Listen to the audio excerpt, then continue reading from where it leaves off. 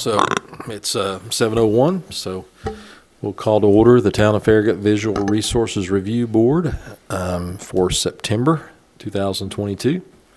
So the first item on our agenda this evening, before we get to the first item, I would like to welcome our newest member, Mayor Williams, who's joining us for the first time tonight, and glad to have you part of our board.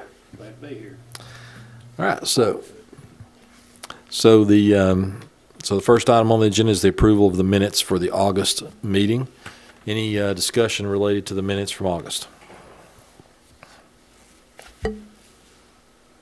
Hearing none, do we have a motion? A motion to approve. We got a motion to approve. Mr. Armstrong, do we have a second? Second. I'll second. Second by Ms. Stowe. All in favor, say aye. Aye. Any opposed? All right, so the next item on the agenda is we need to elect officers for this fiscal year. Currently, the position of chairman, vice chairman, and secretary are to be elected. Current chairman is myself, vice chairman is Ms. Moore, and the secretary is Ms. Stowe. So generally, we just take these in order and start with the chairman and get nominations, seconds, and then take a vote. So do we have a nomination or any discussion related to the chairman? I don't think they get any better than you, Marty. I know you may be tired of doing it, but if you're not, I would recommend you. I would nominate you again. Well, thank you, Jenny. I appreciate it. I'm not tired of doing it, so I would accept if you want to do that. You need a second? Sure. We have a second. All right, all in favor say aye. Aye. Any opposed? All right, so now we need to elect the vice chairman, currently held by Ms. Moore. We have a nomination for vice chair. I would nominate Ms. Moore if she would like to do that again. All right, I nominate Ms. Moore for vice chair. I'll second. We have a motion and a second. All in favor say aye. Aye. Any opposed? And then we need a secretary who's currently held by Ms. Stowe. I think I'll nominate, is it Derek on the end? Is that Derek? Yeah. I'm gonna nominate Derek. Derek's not here tonight. Oh, I mean, who's, This is I'm Stephen sorry. Marlowe. I'm gonna nominate Stephen. I can't, my brain's affected also. All right, we have a nomination for Stephen. Any other nominations or a second? I'll second. A second. All in favor say aye. Aye. Any opposed? Yay. All right. Okay, so moving down the agenda, the wall sign applications that were approved over the past month from the staff report on that. So if you will tell us about the one you had. Okay. There was just one that was approved this past month, and that was this garden cottage interiors. It's up where Adorable Child used to be. It's in that corner space in the pedestrian mall section of the shopping center that's just immediately up from Town Hall on Kingston Pike up there. And it was, just a basic cabinet sign that went into that space. There are 9 other signs, I think, that are pending approval, but, we're waiting for them to get information back into the staff or, make corrections to the plan. So this was the only one that actually got approved in the last month. All right. Anyone have any questions for staff on this sign?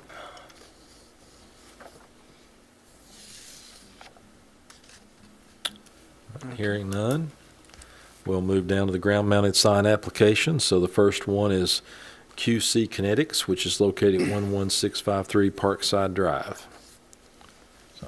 Okay. This is a pretty simple tenant panel. That's what they're proposing to do. They sent over a couple pictures that that just sort of showed some that were actually on the sign. It looks a little brighter there than than they actually appear. I think the color of the green shows up being a little darker in the real world as opposed to the way it's rendered here. But it appears to be as visible and legible as any other sign on that panel. Any questions or comments to staff on this sign panel? That was previously a blank location. Yeah, well, it was currently blank. I can't remember what was there in the past. I think it's been filled at some point in the past, but it's blank right now.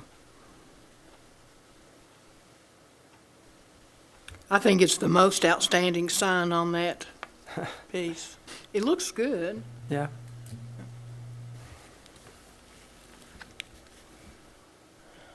It certainly meets our standards, I think, in terms of, being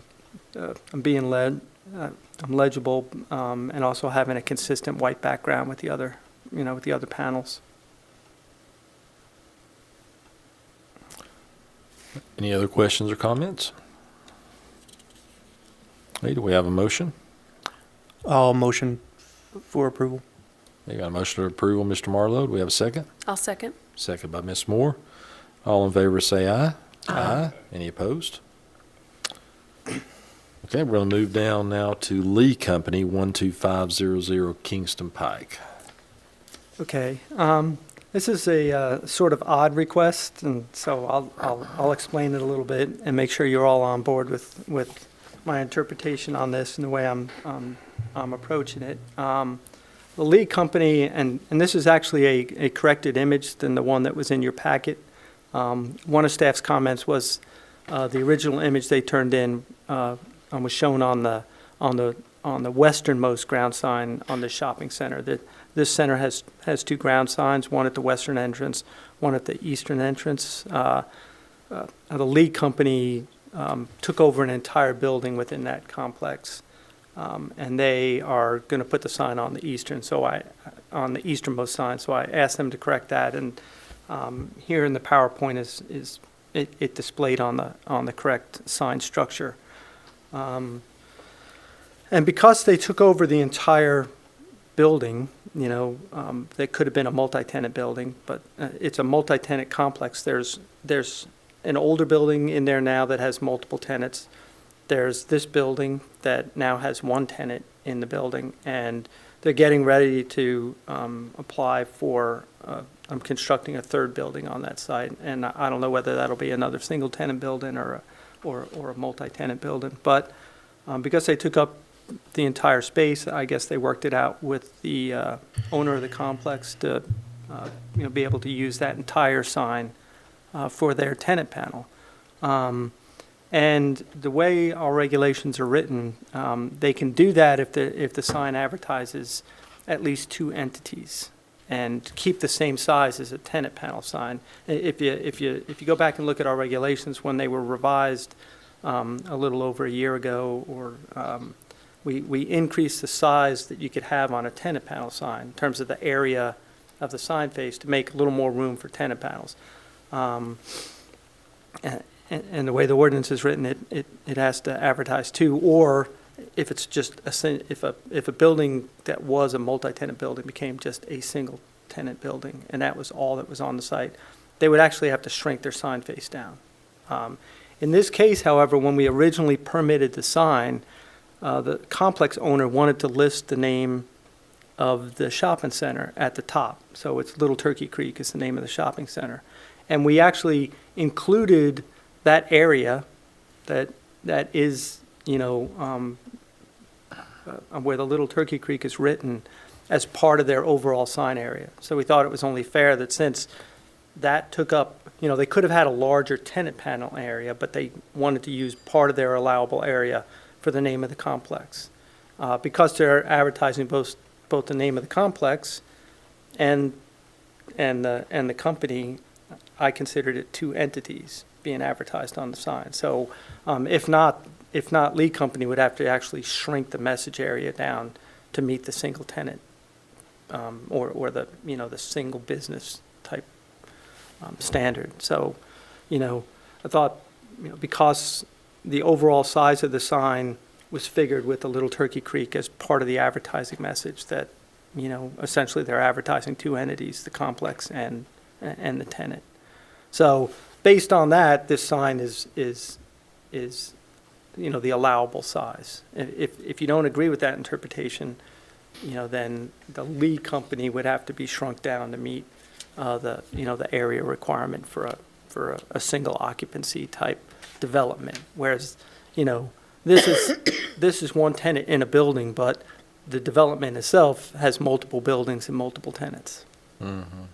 So, And that is a little different. Often, there's only one building that's right. when you have a That's right. multi-tenant And situation. if somebody came in and put up a spec building, put up a multi-tenant panel structure that would be allowed to be larger, and then turned around and said, oh, this is just going to be one tenant, in that case, we'd have to, force them to reduce the size area. They wouldn't be able to take up the entire tenant panel area.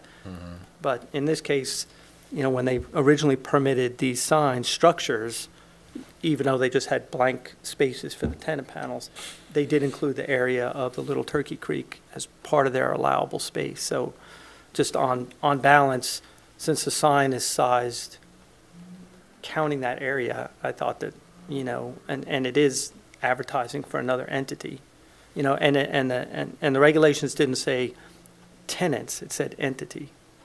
So it wasn't restricted, just a tenant.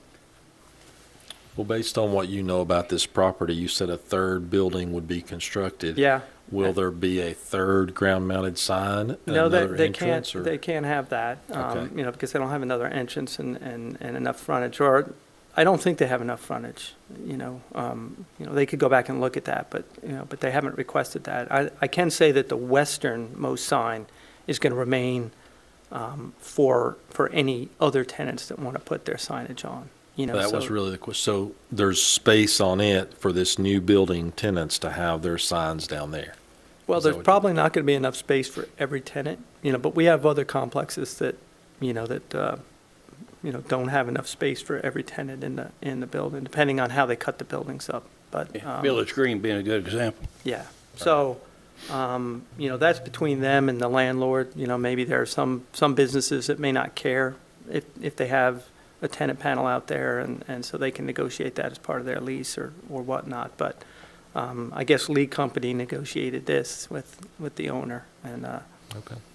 And is this that shopping center with Marco's Pizzas and Tina Nails? Mm-hmm. Okay. yeah, and Anytime Fitness is Yeah, down there, yeah. So Bart, you're saying that what we're looking at is correct, this side of the sign? Well, yeah, well, but one side of the sign looks this way, and the other side, they had slightly different messages on the two sides. This is the easternmost sign on the property, so this is where the sign is actually going to reside on the Okay. property.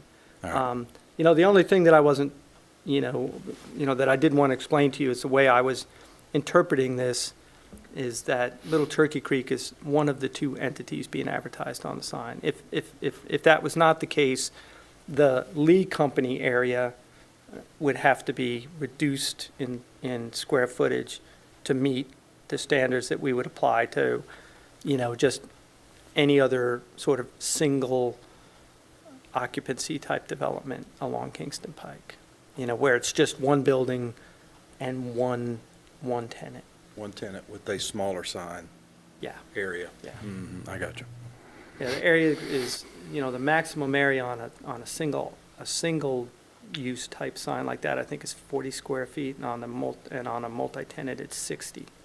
But again, part of that allowable 60 square feet at a 20-foot setback is taken up by the area of Little Turkey Creek, and they made that decision when they built the sign.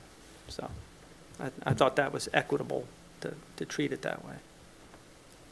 If you all agree with me, they have revised the image, for permitting purposes to show which sign it's actually on.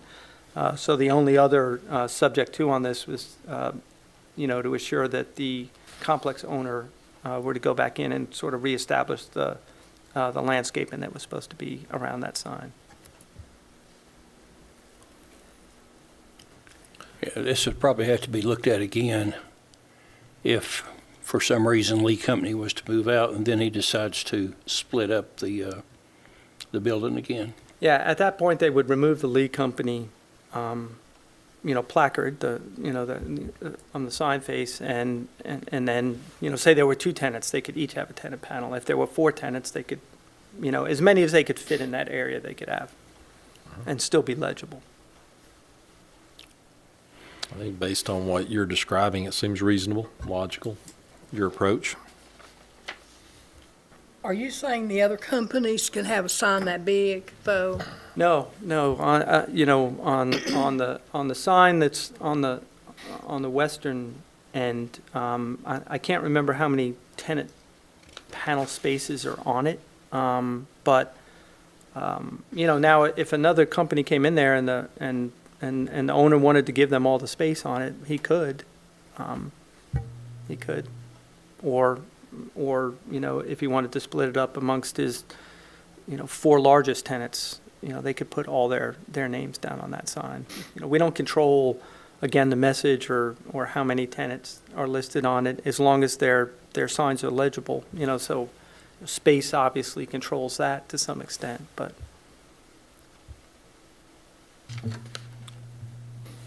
All right. Any other questions, comments? Do we have a motion on this Lee Company sign? So moved. That would be subject to the landscaping being Landscape, right. established, okay. So we have a motion. Do we have a second? I second. Motion and a second. All in favor say aye. Aye. Any opposed? All right, so we're going to move down now to the Fairfield Inn at 11763 Snyder Road, and this is more than one sign, but this would be the one that is on the entrance from Snyder Road. Yeah, looking at this image of the overall site, this would be sign number 3 at the actual entranceway to the development.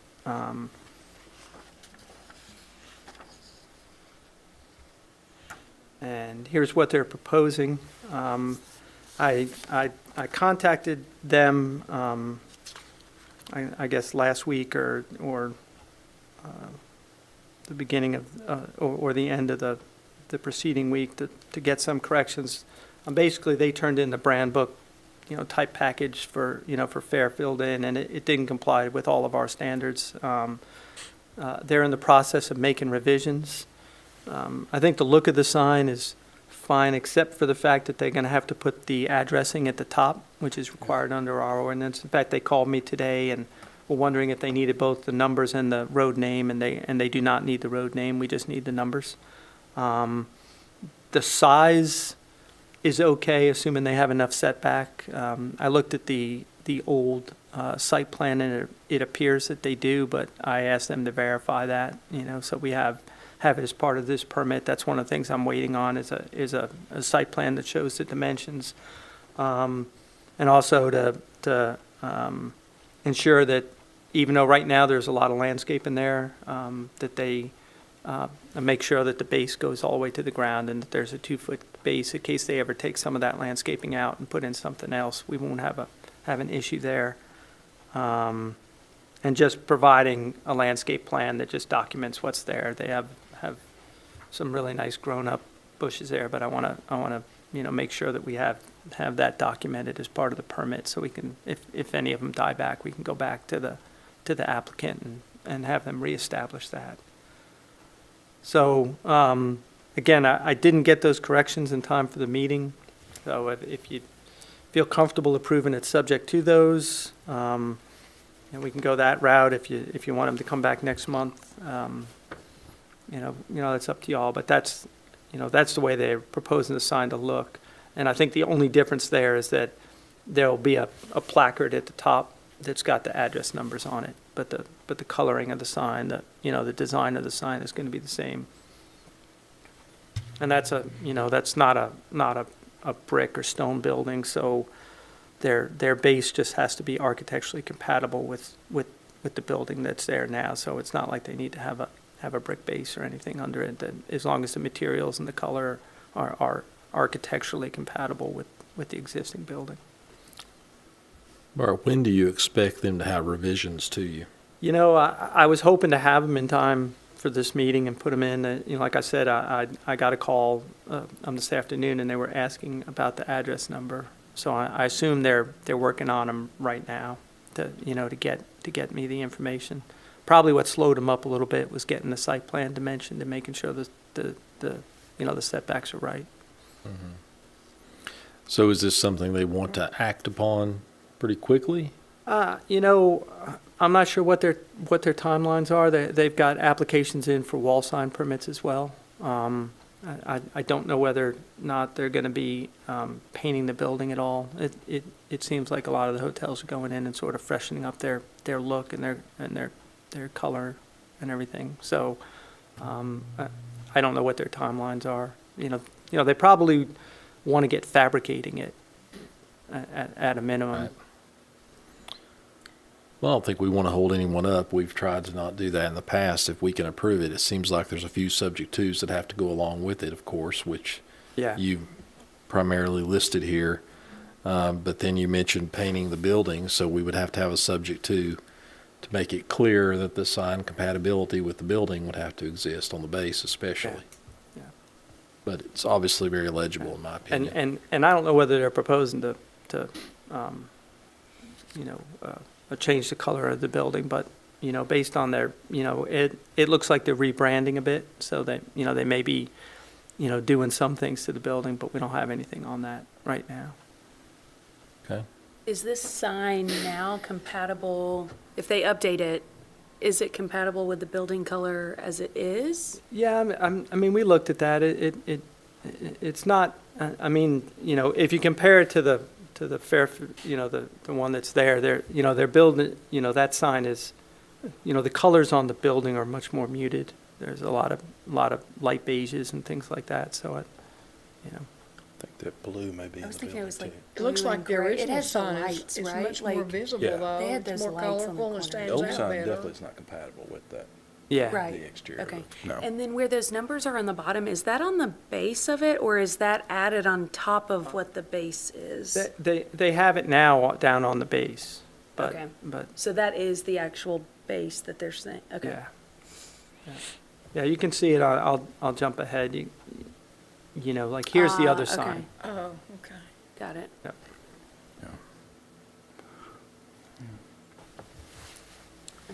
Drive by that So, building like 5 times. So if they add the street numbers on top with the required size of the numbers, which they've indicated to you they're going to do, it seems like, Yeah, and the rest of the sign is compatible, that's what I'm hearing, yeah. and legible. Yeah. Assuming that, that they've got enough setback, which, we went out there and measured, they clearly do. It's just a matter of documenting it. Okay. So we can approve it with these subject twos, Yeah, but, And if there was a problem, then they just have to come back. If they can't comply with one of the subject twos, then they'll, right, if it they won't be turn in approved and something then- completely different, then you would have to say, no, Or, that doesn't match. or if something comes in and they, we were wrong and they don't meet a setback for the area, that, they'd have to reduce it in size. But if it, drastically changed the look of the sign, then we'd bring it back to you. Okay. All right, so with those four subject twos, it seems like it can be approved tonight. That's what I'm hearing. Yeah. Did we want to have the 5th for compliance with the color code of the building? That would be the safe way to go, I would think. Yeah. We have other questions, comments? Color of the building, I believe, would fall into the planning commission, wouldn't it? Well, yeah, but the sign is, and the base in particular is supposed to be architecturally compatible with the, with the building, or the base of it. But again, that's such a muted color. I don't see how it wouldn't be. Yeah, so all we would be doing there was just saying, if you change the color of the building, Yeah. you have to make sure your base is compatible with that. Yep. That would be all we're saying. Yep. So, So you're basically a gray base and a gray background for the numbers that will be on top? I'm not sure what they're going to do with the numbers. I mean, they could just put a gray placard up there with black numbers on it. They could just, they could just put the numbers up there individually and, line them up on top. We just require that, that the address numbers be at the top of the sign and that the height or the letters need to be at least 8 inches tall. so that they're visible. And that's really in part for, for emergency response purposes. That, Fire department. yeah, they can find it. Have you got a picture of just the motel itself? You know what? I didn't. You can kind I of mean, see you it in can that sort one. of see it there.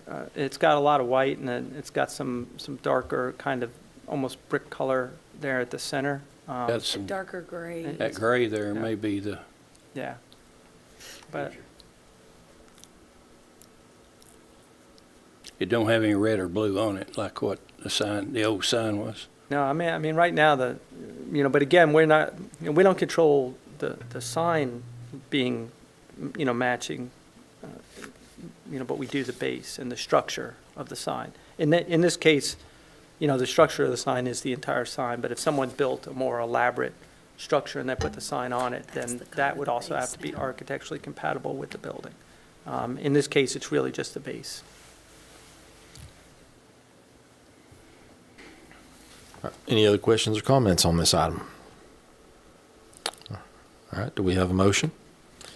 I'll motion for approval, subject to providing dimension site plan to document required setbacks for the proposed sign, locating the address number at the top of the sign as required, revising the plan to document the required 2-foot base be maintained and meet minimum standards, providing a landscape plan, existing and/or plan to document ordinance compliance and with the sign compatibility to match the color of the building For the base.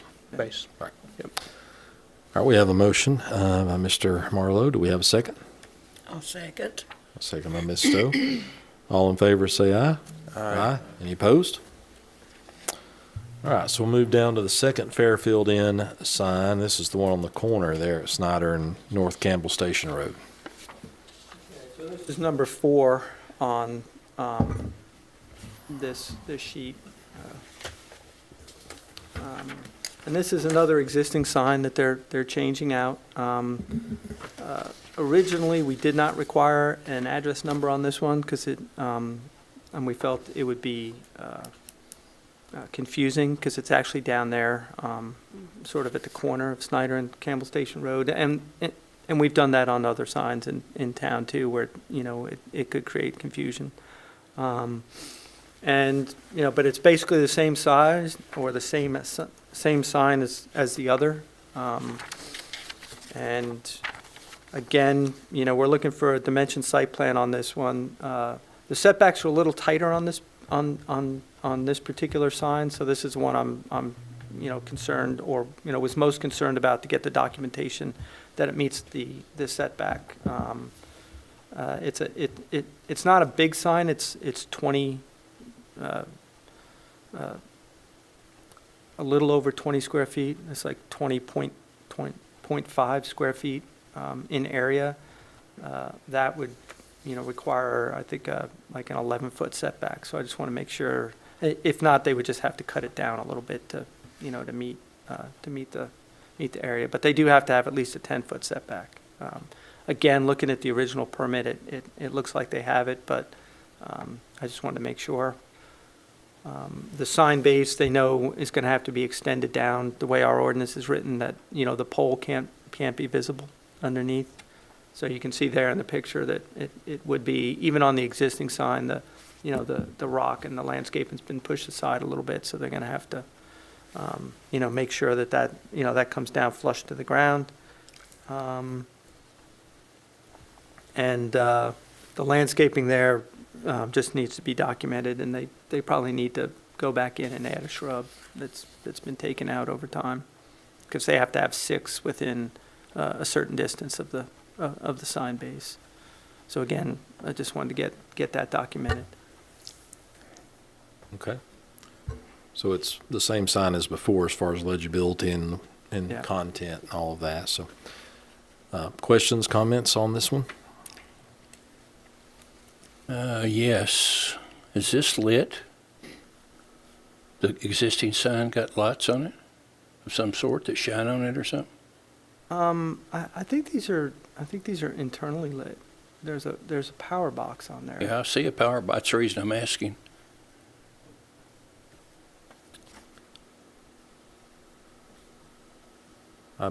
Believe that would be true, that these are internal illumination. Yeah. It says connect to existing power. Yeah. Okay.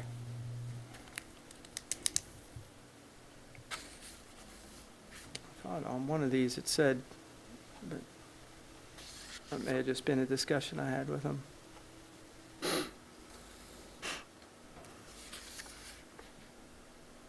I didn't see anything like that on the other sign because the Yeah. base Yeah. was within those that Yeah, the bushes. landscaping. Yeah.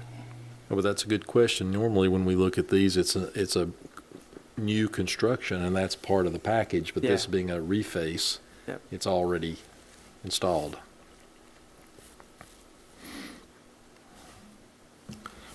All right, other questions or comments?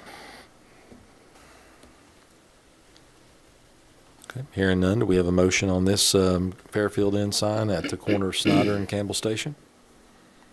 I motion to approve with the 3 subject twos. All right, we have a motion by Mr. Armstrong. Do we have a second? I'll second. Second by Ms. Moore. All in favor say aye. Aye. Any opposed? All right, and finally we have for Fairfield Inn, a directional sign.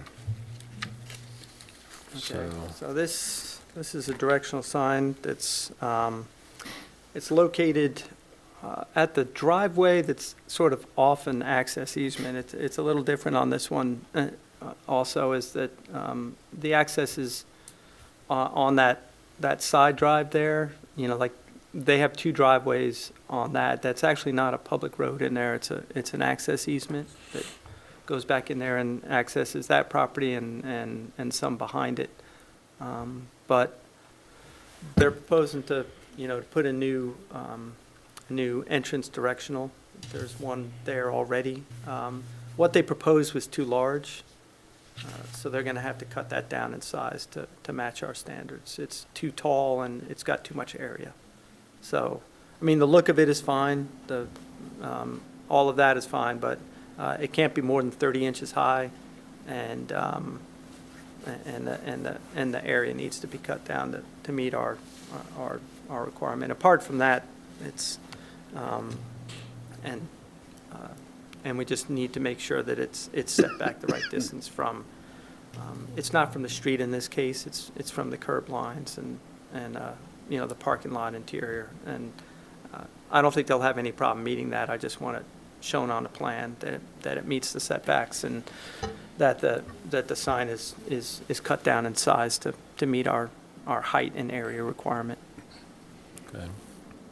And the area is, you know, is measured by the entrance, you know, the blue face area. It doesn't include the base. So in your conversations with them, they have no issue then? They understand making Yeah. it smaller and all of that's Yeah. not a problem? So you don't expect that to be an issue when they, No, revise they it. just have to fabricate it at a smaller size. okay. All right. Sorry. Do we have other questions, comments on the directional sign for Fairfield?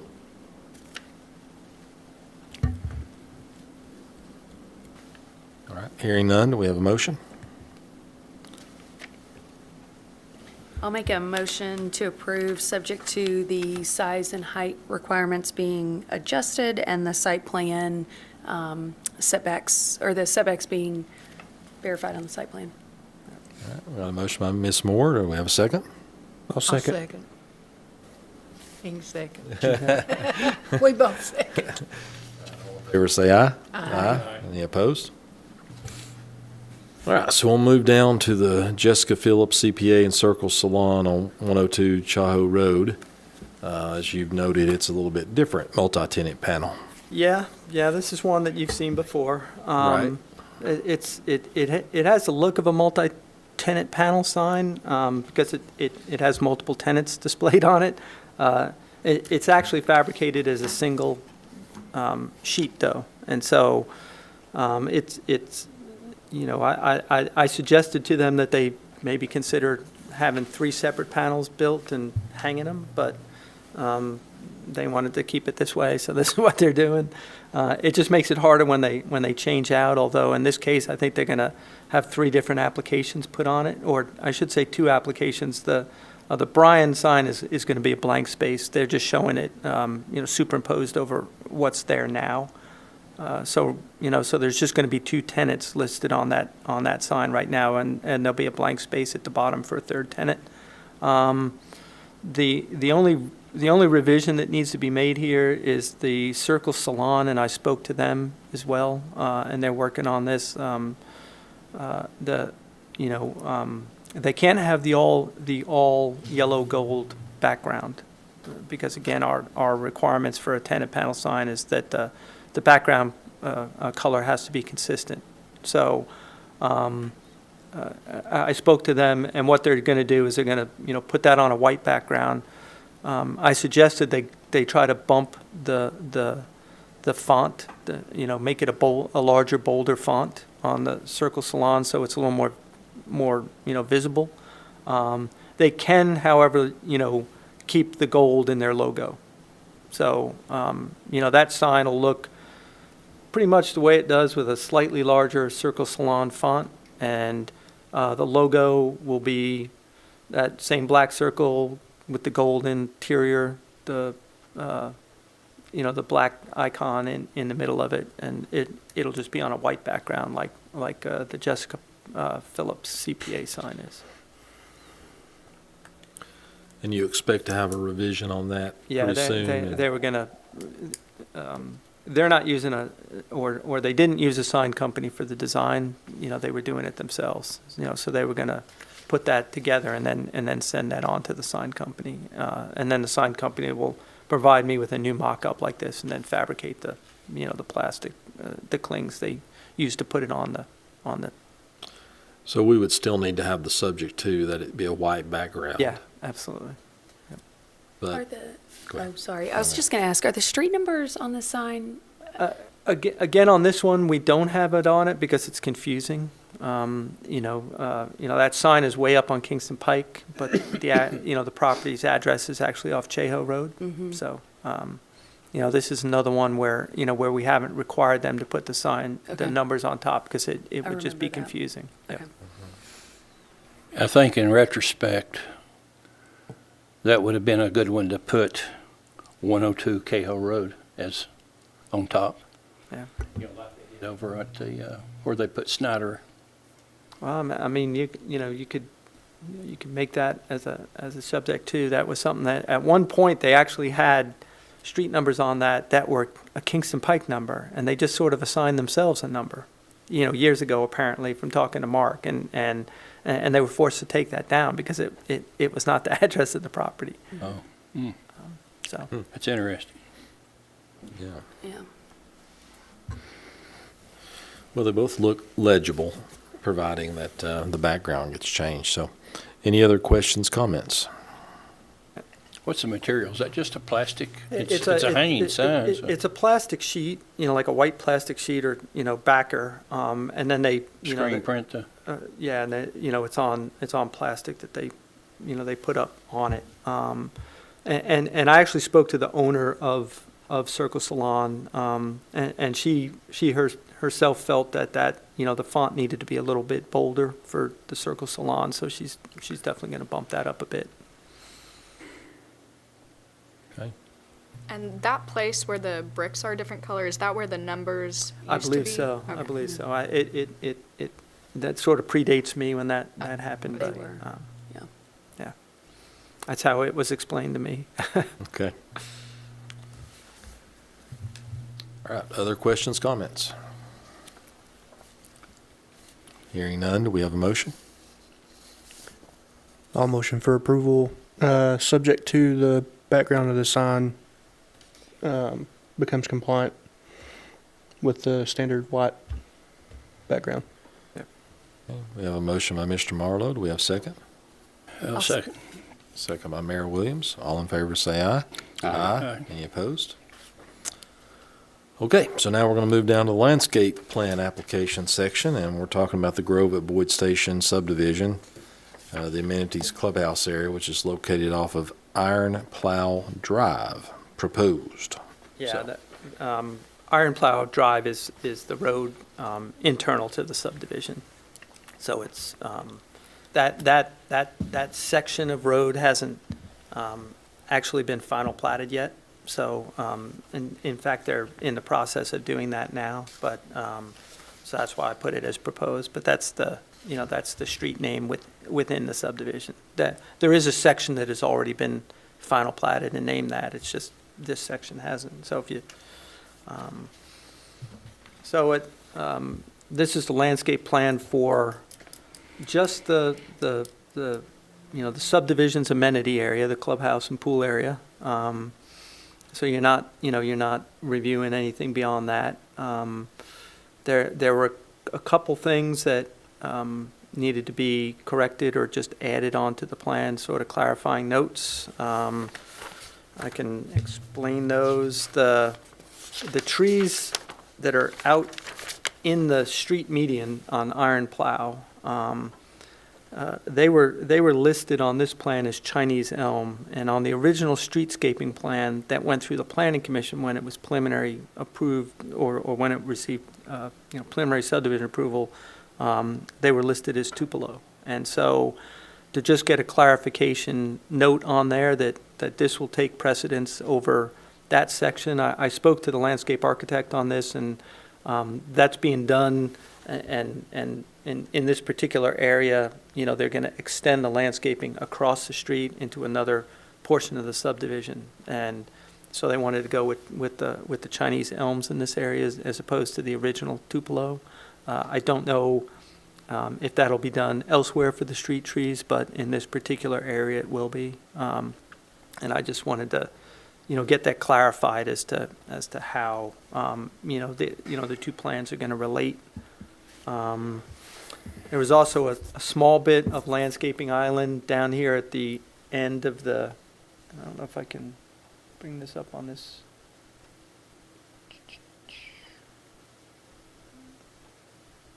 I'll use this little pointer thing. Right in here, that they left the shading off, but that is a terminal island in the parking lot, and that has to be landscaped. So they need to, it doesn't have to be anything more than grass, turf, but they do need to show the landscaping in there. The trees that I was talking about were these four through here that are street trees that showed up on the original streetscaping plan that the planning commission looked at. Everything else is internal, and it's just part of this site plan landscape. But those four were ones that I wanted to get a clarifying note on here, so we don't have a disconnect between the original preliminary plat and now this plan. So this will supersede that, at least for this particular area, and well, only for this particular area. And then we just need to get the overlay for or a sheet added for the utilities and any lighting that's going in here, so we don't have conflicts between that. Although again, I spoke to the landscape architect, and he felt like there weren't any, or there weren't going to be any. They are going to have some uplighting in the landscaping. They have a fixture spec there that meets our standard. It doesn't go over our standard for the amount of lumens that can come out of the light, the brightness of the light. They'll use that on some uplighting. And they probably won't have any problem with any parking lot lights, but I didn't have a sheet on to know whether or not they were going to have any pole lights in the parking lot. So I just wanted to get that That'd be a sheet. question we need to ask the applicant, I guess. And I think there's someone here for that, so. Evening, everyone. Thomas Krajewski, 122 Perimeter Park Drive, on behalf of the applicant, and just wanted to be present in case you all had any questions. It sounds like the main one may be related to the lighting. Is that correct?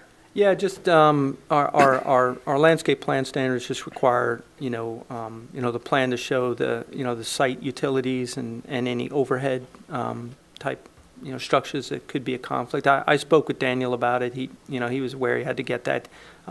He just didn't have that information to put in the plan sheet, so he probably needs to get that off the site plan or something else. And that's correct. We provided a spec for the landscape uplighting for some of the trees, and we're also working with our vendor now on basically what's available through the supply chain for lighting for the parking lot. And there's a greater lighting plan, obviously with all the buildings that we have and the pool deck and that area. And so we're working with our lighting company right now to source the fixtures that are available. And then create a master lighting plan that includes not only the landscaping, but also the buildings and the pool deck. So we're working on that, and we're fine to have an approval subject to us providing a final lighting plan. That's a cohesive lighting plan with not only the landscaping, but also all the structures. And from our standpoint, here at this board, now that, that lighting plan will probably have to, be turned in as part of the site plan package, that the planning commission has reviewed. From the VRB it's just a matter of conflict with the landscaping and making sure, staff typically goes out in the field when they are doing uplighting and things like that, and just make sure that the lights are compliant with our standards and that they're not shining out into the street and they're not creating glare on adjoining properties. And also in a parking lot situation like this, that there's not going to be a conflict between a proposed lamp, a pole light and a tree. Typically, the pole lights are higher than trees, and it's usually not a problem. But if you're using, some of the more decorative type street lights, sometimes can be a little lower, and then it's just a matter of making sure there's, they're not planning to put a street light in the same place they're planning to put a tree. And usually that trees can just be moved around a little bit to avoid that conflict, but it's good to have a plan set, or a sheet in the plan set, I should say.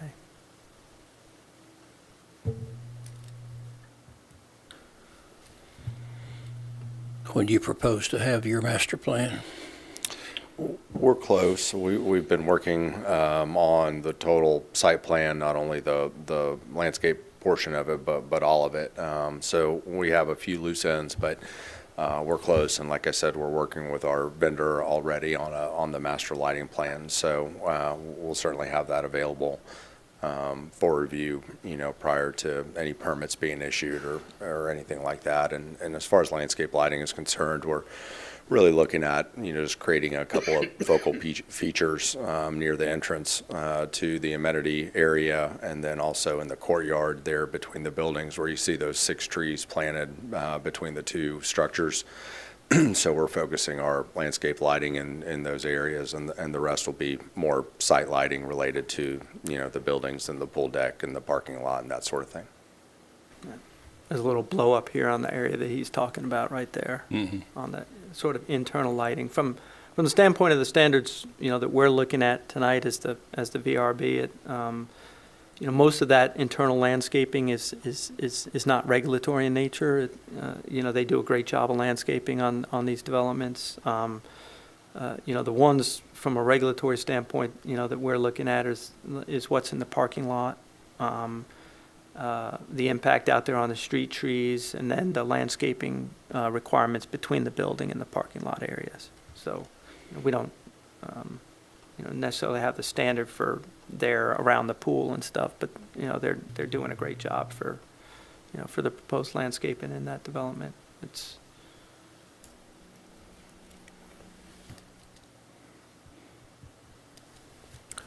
All right, so Bart, at this point, you feel very comfortable that we can approve this tonight with these subject twos that we've talked about, and that they will turn in appropriate plans and be able to continue? Yeah, I had asked the landscape architect, like I said, when I went over my comments to him, to put a couple notes on here to clarify a couple of these things, the street trees. Over here on this table, he had not applicable listed for the landscaping within the parking lots. He just needs to correct that and put what the actual standard is.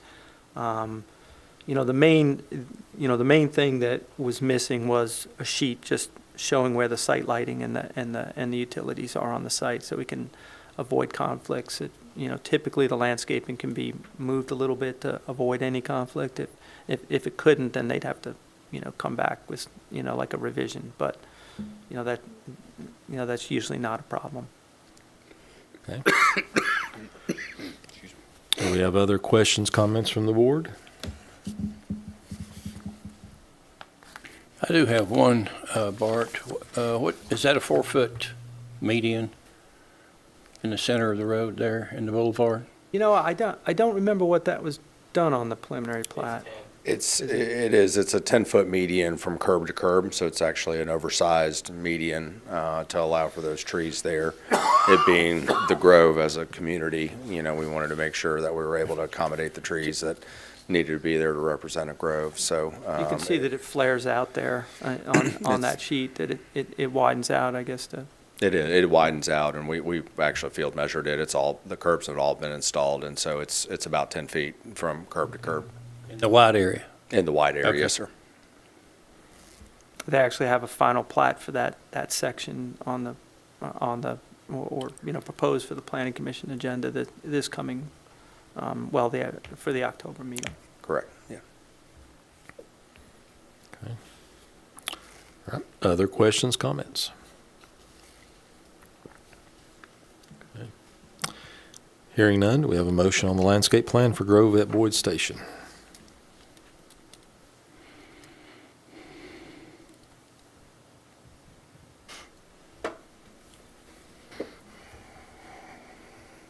I'll make a motion to approve, subject to the lighting, the site lighting, just being added to the plan and making sure that it doesn't conflict with any of the landscaping. And then any street tree changes being coordinated. And that the parking lot terminal that wasn't identified on the site plan be identified on there. I think that was it. All right, we have a motion by Ms. Moore. Do we have a second? Second. Second by Mayor Williams. All in favor, say aye. Aye. Aye. Any opposed? Thank you very much. Thank you for your time. You're welcome. All right, it's the last item on the agenda. Bart, is there anything else we need to know this evening before we adjourn? That's it. We had had a lot of subject twos on this one. Part of it, I know, you don't like to hold people up, so I kept them on the agenda. Sometimes on some of these, developments, particularly when we're dealing with, the larger corporate entities like Fairfield, they turn in their standard sheets and the timeline is really just 2 weeks between their submittal deadline and the meeting.